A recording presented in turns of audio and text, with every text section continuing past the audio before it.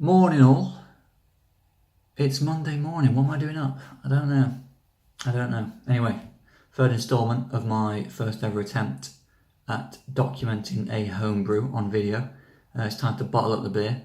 It's been in the fermenter for about 2 weeks now. I'll take you through the bottling process, show you what I've done. If you spot any glaring errors, please point them out to me because this is the first ever attempt, so sort of learning as we go a bit. But yeah, seems to be going okay so far, so enjoy. So obviously sanitize everything you use before you start. This little siphon here, it's a pretty basic one I've got. So you have to get the beer flowing, you have to fill it with water first.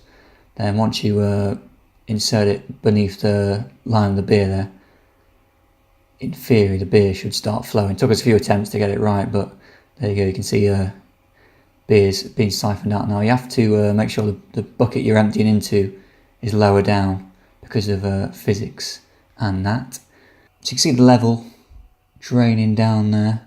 If possible, try and get somebody to stand over your shoulder and to make gargoyle-like faces.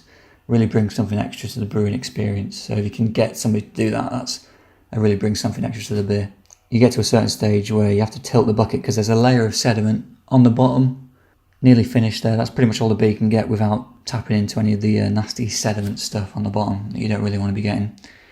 Then you add your priming sugar. Dissolve some sugar in some water, not too hot because you don't want to damage the yeast that's left in the solution. You add the sugar. When you bottle the beer, a little bit of fermentation carries on in the bottle and it carbonates the beer for you nicely over a couple of weeks when you leave the beer to condition in the bottle. So then, yeah, we started filling the bottles up.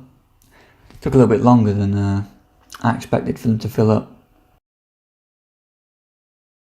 You need to fill it right up to the top. Go on. Go on. A little bit more. Little bit more. Come on. Come on. There we go, that'll do. Yeah, you fill it right to the top, then when you take it out, leaves enough space for some, for the fermentation to take place and carbon dioxide to build in the top of the bottle. Seal it up. I got some reusable bottles from Amazon, so you can use those for different brews. So there you go, there's 12 bottles of beer, not on the wall, but on the table. So you can see the beer's pretty hazy at the moment. When it's clear, after a couple of weeks, that's when it's ready to drink.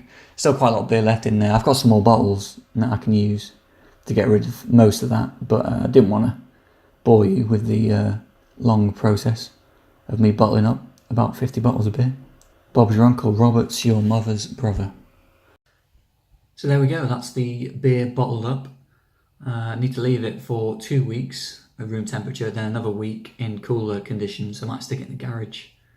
Then it, in theory, should be ready to drink. The advice I've been given is when the beer's clear, it's ready to drink. So as you can see there, it's pretty hazy at the moment. Can't see through it.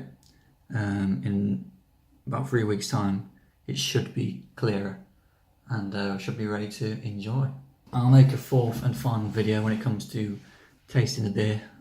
Let you know how it turns out.